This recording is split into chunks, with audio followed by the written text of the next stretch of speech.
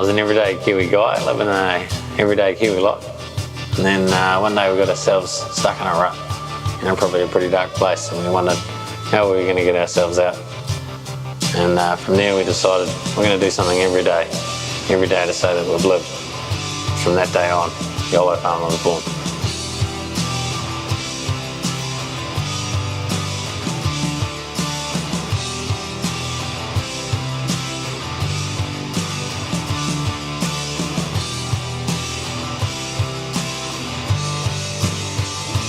Come be part of our journey.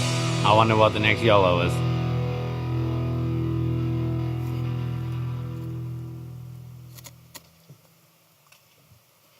So that's just a little teaser as to what we're all about. Before I get started, I better just check. I see there's a few grey hairs in the audience. Just checking that you know what YOLO means. YOLO stands for you only live once. Right? And it's quite permanent, I think, because it is really true. You do only live once. My story, I farm in Golden Bay, top of the South Island. We milk 250 cows. I'm a sixth generation dairy farmer there. I headed to, I also hold a number of governance positions, both locally and nationally. I'm the local Golden Bay Federated Farmers President, and I sit on the National Dairy Exec for Feds Dairy. I think, so from the picture there, my darling wife, I headed to Lincoln earlier, back in my youth, and found some new bloodlines to bring back to the Bay. Did that, quickly whipped out 3 kids, and then we worked out how that was happening, so we stopped that too.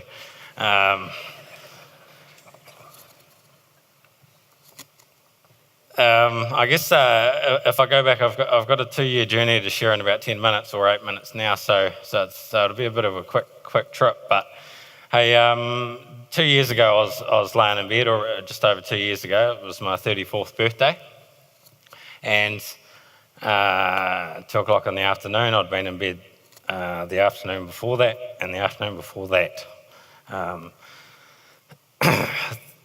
Things were pretty serious. You could say. So I jumped up out of bed, I grabbed my kids, I grabbed my wife, we jumped in the car and we headed to the beach. Of course, the kids, being 3 little gingers and boys, and as they were fighting and carrying on in the background. But I remember, and I'll still remember this day till I die, I think.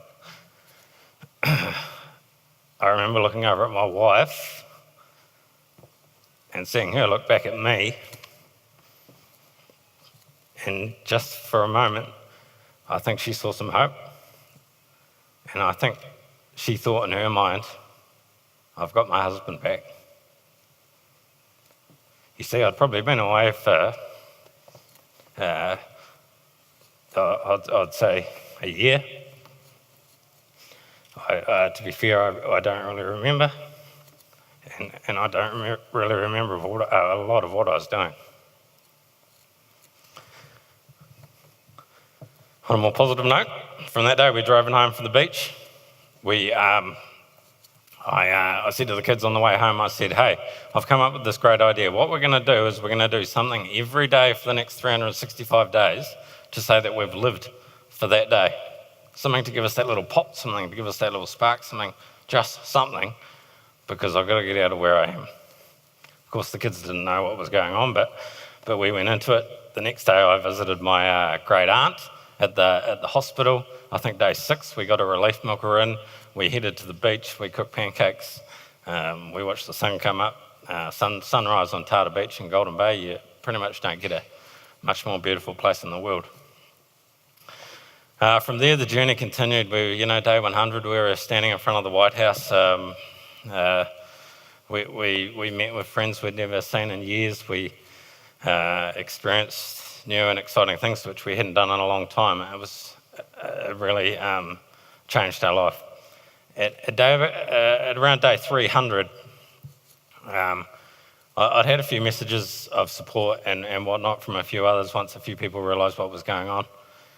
But between day 300 and day 365, the messages started kind of flooding in, and by the time we got to day 365, I said, hey, we've actually stumbled on something just a little bit bigger than what we thought here.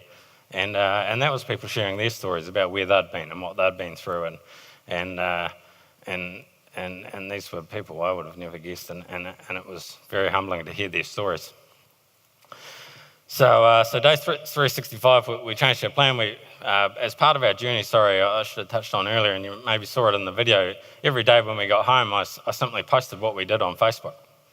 It was never supposed to be anything. It was just something to hold myself accountable, actually. My friends say, oh, we can't go to sleep until you tell us what you've done for the day, Wayne. So I kind of got like that. But so by day 365, we created its own Facebook page called the YOLOFarmer, and pretty much from there it just hasn't looked back, and the following's kind of grown, and we've been able to share the story of how you can deal with something that's so difficult and so gut-wrenching by just doing a simple little thing every day, just to give you that oomph, if you know what I mean, just to make sure you know you're alive. One thing that came out of the project, one thing that came out of the YOLOFarmer was a project called the Farming 2030 project. As part of YOLO, I've got to do things and do different things, and things I wouldn't normally do. I went to a sustainable hui in Golden Bay, and if anyone's been to Golden Bay, you'll know that that's pretty green and pretty alternative. And from there we started this project, Farming 2030. It's about how we're going to be farming in 2030. I put an ad in the local paper and I said, hey, I need a team of 8 to 10 members of my community to come and help me run my farm more sustainably. So every 6 weeks, 2 months, so on, they've just been last week, they come out and we talk about what we can do on farm as a community to farm more sustainably. You know, we've got the beautiful Pupu Springs in Golden Bay, which we have to look after. We've got 100% swimmable rivers. We want to look after that. We want to treasure that into the future. So that's just one thing. We've got a charity. There's actually a lady in the crowd. I can't talk about the charity. It's coming out soon, so follow my page and you'll see it soon, but it's exciting. This is my cow shed. I'm not going to lie, those lights don't go on very often. I milk once a day, so it's a battle to beat that sun out of bed every morning. I'm not going to lie. So the lights aren't on very often, but the reason I put that picture up is because we've all heard some very inspiring things here today, a lot of take-home messages, and I hope it's got you stimulated into thinking about what you could do and what you could do in your own business or a new business or a new venture. If you're in the real professional trade, you know, what you can do to help others. And so I thought on Friday morning when I'm milking the cows, this will be the picture at my shed. No doubt there'll be some people sowing some crops. 7 o'clock in the morning, the sheep boys won't even be out of bed by then. But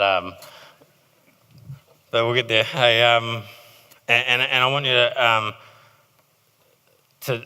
to take home the inspiration from here and think about how you're going to put it into action and how you are going to give people hope. Because giving people hope is one of the greatest gifts you can give anyone. It's certainly got me through some tough times. The YOLOFarmers had this massive ripple effect, right? I started, it was a selfish personal journey for me to get myself out of a horrible hole that I was in. It rippled through my family, it rippled through our friends, it's rippled through the community, inviting me to do things. They're doing their own things which they would have never done, which is fantastic. And now it's even rippling through the country, which is, I just love it. And that was just by doing just that one simple thing. It's about transforming people. And you're all here because you have that gift that says, hey, what else can I do? And so take that home with you and think, how can I transform people? You don't have to do it in one big event. It's all about starting small and growing something big. When you do that though, when you start small and grow big, remember, when you get to the top of that mountain and you're standing there with your pocketfuls of cash and your invention and whatever you've come up with to get there, whatever you do, don't be there alone. Okay? So when you start this journey, take your friends, take your family, take your community, take them with you. Because not only will you get there faster, but you will get there stronger and you'll be in a hell of a lot of a better place. I used to send my milk out the gate. Fonterra tanker would come and pick it up every day. I'd say, Fonterra, just give me $6. It's just a bit of milk.